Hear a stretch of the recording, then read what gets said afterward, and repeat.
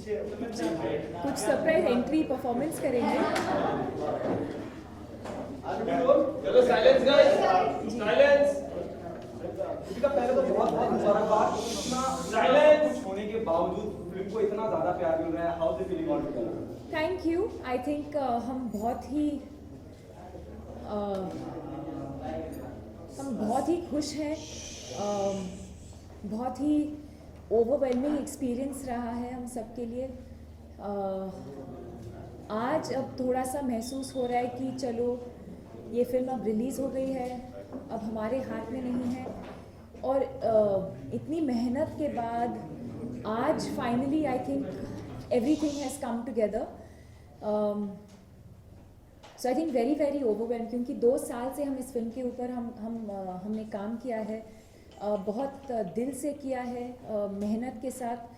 And बहुत ही emotionally बहुत ही draining रहा है हम सब के लिए, सिर्फ एक्टर्स के लिए नहीं बल्कि आई थिंक पूरी टीम के लिए।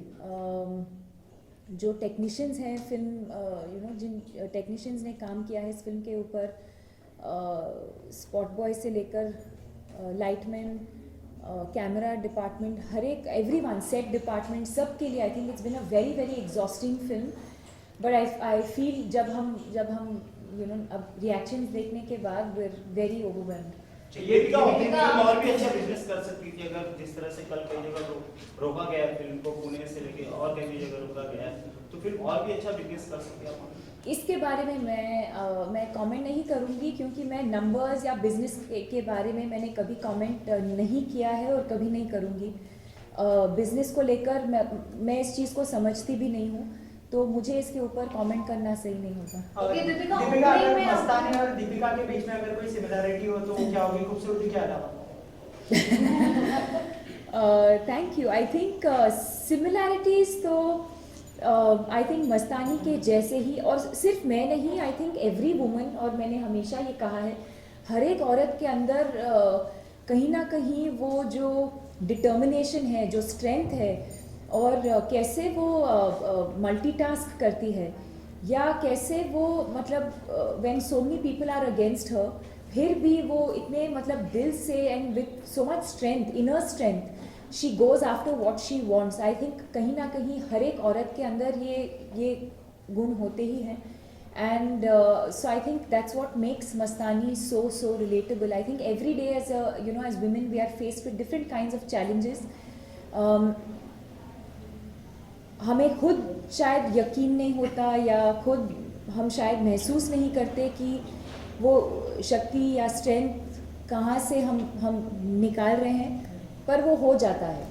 I think Mastani is exactly like that. Okay Deepika, मैंने करोड़ 80 लाख मिलाया पहला दिन ओपनिंग का, तो आपको कैसा फील हो रहा है? अभी क्या बोला मैंने? अभी क्या बोला?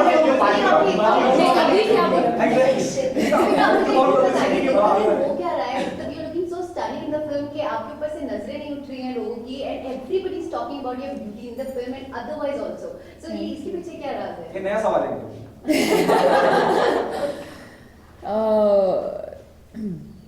राज क्या है? राज तो एक तो मैं अपने पेरेंट्स को थैंक मैं कर सकती हूँ, और बाकी आई थिंक ये संजय सर का विजन था, संजय सर का विजन है कैसे वो एक्ट्रेसेस को प्रेजेंट करते हैं पर्दे पर, और मेरी पूरी टीम ने बहुत मेहनत की है। My hair team, my makeup team, Anju Modi ji who has done the costumes, Sudeep da को मैं क्रेडिट दूंगी obviously because of the way he has captured everything. So I think मैं क्रेडिट मैं खुद नहीं लूँगी, मैं पूरी क्रेडिट मैं टीम को दूंगी। ओके दीपिका, जिस तरह की जो भी फिल्में आप करती आई और एक सक्सेस का, कामयाबी का दौर चल रहा है जो रुक ही नहीं रहा है, और हम चाहते हैं टफूड रुके भी ना। किरदार याद रह जाते हैं, दीपिका को लोग भूल जाते हैं, चाहे कॉकटेल की मीरा हो, चाहे बाजीराव की मस्तानी हो, या कॉकटेल की वेरोनिका हो,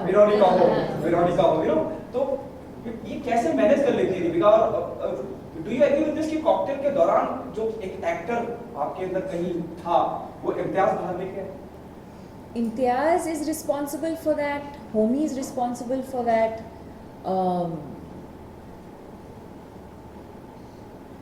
और कहीं ना कहीं I think that has been my journey,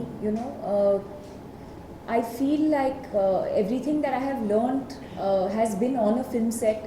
पहली फिल्म से लेकर आज तक जो भी मैंने सीखा है मैंने फिल्म सेट के ऊपर ही सीखा है.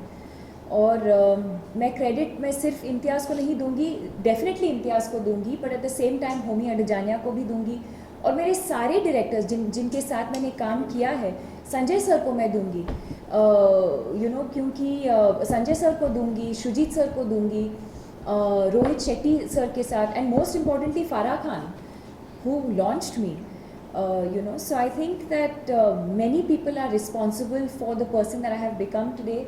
I feel like and not just professional collaborations, I think personally भी जो लोग हमारी ज़िंदगी में आते हैं कहीं ना कहीं कुछ ना कुछ असर छोड़ के ही जाते हैं, और so I think it's a combination of all of that. Promotion के साथ रिलीज होने के बावजूद भी शुरू में इतना अच्छा बिजनेस किया, तो आपको लगता है कहीं ना कहीं आप शाहरुख और काजोल की जोड़ी को रणवीर और दीपिका एक लेवल तक कंपटीशन दे पाएगी? नहीं, कभी नहीं, और मैं compete भी नहीं करना चाहूँगी शाहरुख सर और काजोल मैम के साथ.